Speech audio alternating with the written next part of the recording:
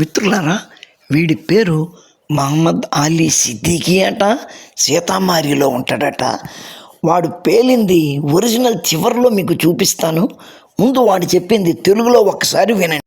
అరే మదర్ చోద్, నా పేరు మహమ్మద్ అలీ సిద్దికీ, నేను సీతామారిలో ఉంటా. అరే బీహారీ నా కొడక, నా గురించి ఏమనుకుంటున్నావురా?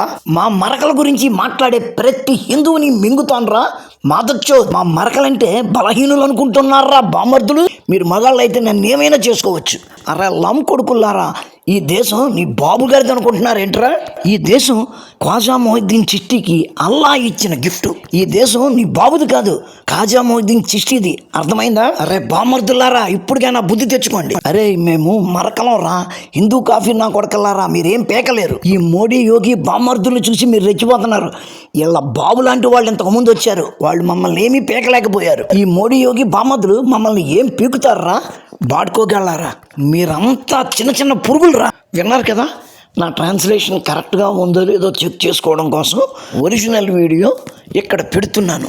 అది వెరిఫికేషన్ కోసమే పెడుతున్నాను, కానీ మీరు చూడవలసిన అవసరం లేదు నా మీద నమ్మకం ఉంటే. మిత్రులారా, వాడు అలా మాట్లాడాడు అంటే అందులో వాడి తప్పు లేదు. నిజానికి 1000 సంవత్సరాల పరపీడనలో సుమారు 700-800 సంవత్సరాలు వీడి పూర్వీకుల చేతిలోనే నడిచింది.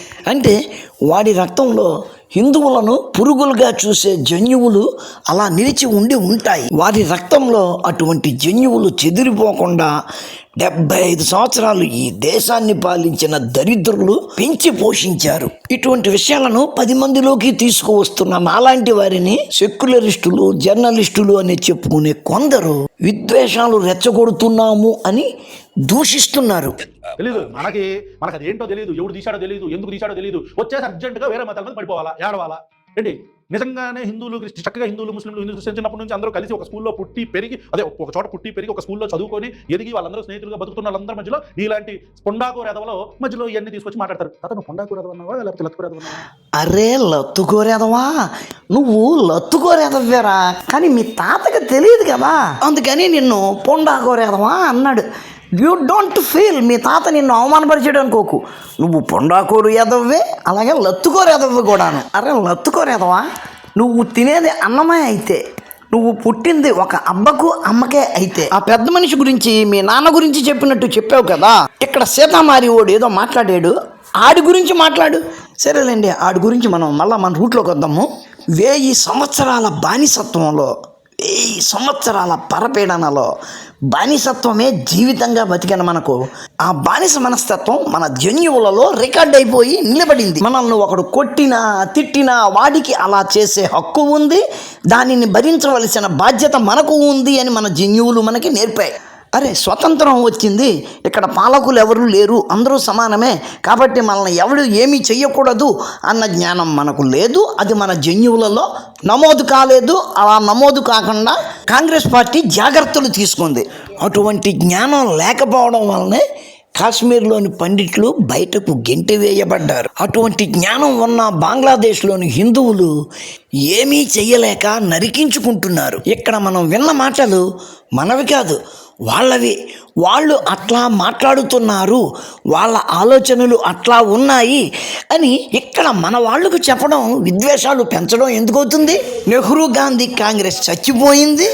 నరేంద్ర దామోదర్ దాస్ మోడీ అనే పేరుతో 2వ రాకడలో వచ్చిన శివాజీని చూసి జ్ఞానాన్ని పొంది ఆ కాంగ్రెస్ సెక్యులర్ రోగం నుంచి నాలాంటి వాళ్ళు చాలామంది విముక్తులయ్యారు. ఇంకా ఆ రోగంలోనే కుంగిపోతున్న వారిని ఎడ్యుకేట్ చేయడం కోసం ఇట్లా ట్రై చేస్తున్నాము. ప్రస్తుతం ఆ సెక్యులర్ రోగంలోనే ఉన్నవారు అందులోంచి బయటకు వచ్చి నాకే నీతి పాఠాలు చెప్పే స్థితికి చేరుకోవాలని కోరుకుంటున్నాను. ఉంటాను. నమస్కారం. మతోన్మాదంపై రామబాణం. मादरचोद, मेरा नाम नोट कर ले, मैं मोहम्मद अली सिद्दीकी सीतामारी का रहने वाला मादरचोद। क्या समझ रहा है तू? अबे मैं बिहारी हूँ, एक एक की माँ चोद दूंगा। हिंदुओं सालो, कभी भी किसी मुसलमान को गाली मत देना मादरचोद। अगर मुसलमान अपने वस्द में आ गए तुम सबकी माँ चोद देंगे भोसड़ी वाले। मुसलमान को क्या कमजोर समझा साले? देख मैंने तुझे अपना एड्रेस भी बता दिया, मैं सीतामारी रहता हूँ। किसी हिंदुओं को जो मेरा जो भी उखाड़ना हो उखाड़ लेना।